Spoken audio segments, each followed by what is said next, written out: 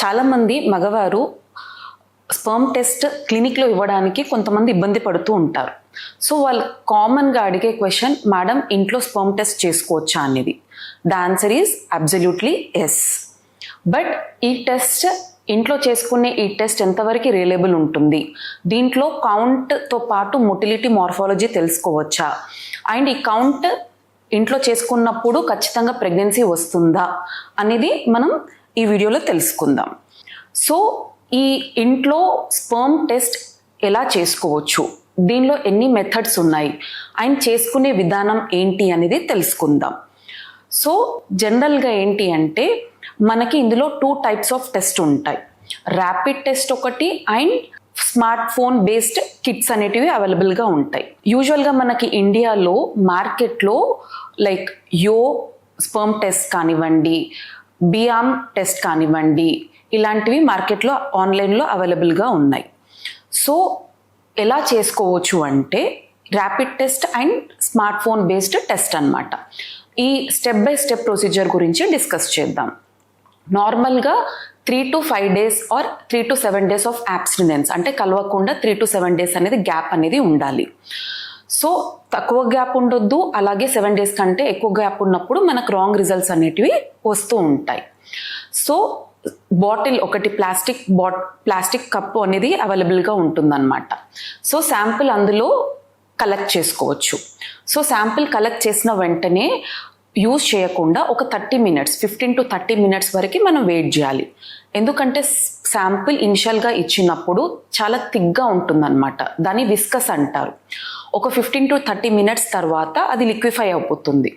So ఒక 30 minutes తర్వాత కిట్లో provide చేసే బఫర్ సొల్యూషన్ కానివ్వండి, ఏదైనా పౌడర్ ఫార్ములేషన్ అనేది శాంపుల్లో మిక్స్ చేయాలి. ఒక 1 minute పాటు మిక్స్ చేయాలి.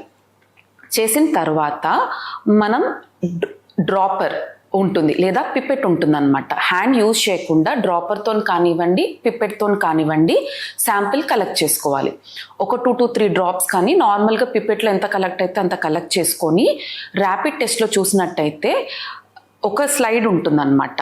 ఆ స్లైడ్లో డ్రాప్స్ని ప్లేస్ చేయాలి. జస్ట్ లైక్ యూరినరీ ప్రెగ్నెన్సీ టెస్ట్లో 2 lines వచ్చినప్పుడు మనం పాజిటివ్ అని డిక్లేర్ చేస్తాం. అలాగే ఈ 2 lines వచ్చినప్పుడు స్పర్మ్ కౌంట్ అనేది 15 million కంటే ఎక్కువ ఉంది అనేది డిటెక్ట్ చేస్తూ ఉంటుంది. సో నార్మల్ WHO గైడ్లైన్స్ ప్రకారం న్యాచురల్గా ప్రెగ్నెన్సీ రావాలి అంటే minimum count should be 15 million.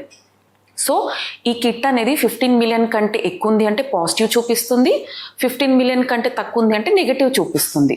But దీనిలో మనకి మొటిలిటీ ఎలా ఉంటుంది, మార్ఫాలజీ ఎలా ఉంటుంది అనేది తెలియదు. అండ్ నెక్స్ట్ యో సిస్టమ్ అంటే స్మార్ట్ ఫోన్ బేస్డ్ సిస్టమ్ అనేది చూసుకున్నట్టయితే దీంట్లో సేమ్ ఇలానే ఉంటుంది ప్రొసీజర్. బట్ శాంపుల్ అనేది ఒక డివైస్ ఉంటుంది. ఆ డివైస్లో శాంపుల్ అనేది ఆ స్లైడ్ మొత్తంలో ఫిల్ చేయాలన్నమాట.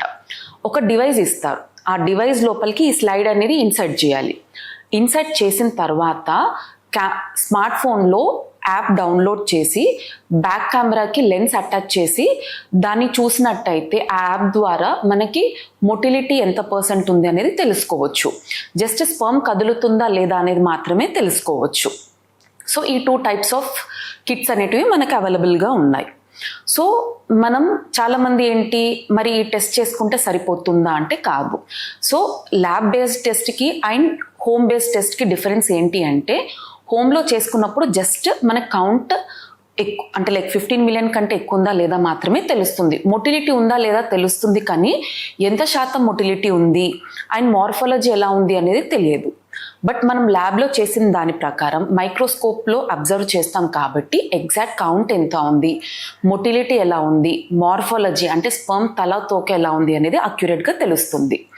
సో ఎప్పుడు ఏ టెస్ట్ చేసుకోవాలి మేడం అన్నట్టయితే నార్మల్గా జస్ట్ ప్రైమరీ ఎవాల్యుయేషన్ కోసం ప్రైవసీ కావాలి అనేటప్పుడు, ఇంకా మ్యారేజ్ అవ్వలేదు లేదా జస్ట్ కౌంట్ నార్మల్ ఉందా లేదా తెలుసుకునేటప్పుడు you can go with home based test. అలా కాకుండా పెళ్ళై సంవత్సరం దాటింది, ప్రెగ్నెన్సీ అవ్వట్లేదు అంటే మాత్రం హోమ్ టెస్ట్ బేస్డ్ కాకుండా మీరు ఫర్టిలిటీ క్లినిక్ వచ్చి కన్సల్టెంట్ని కన్సల్ట్ అయ్యాకనే సెమెన్ అనాలిసిస్ ల్యాబ్లో ఇస్తే మనకు ప్రాబ్లం ఎక్కడ ఉంది అనేది తెలుస్తుంది. దానితో పాటు సొల్యూషన్ అనేది కూడా తెలుస్తుంది. Thank you.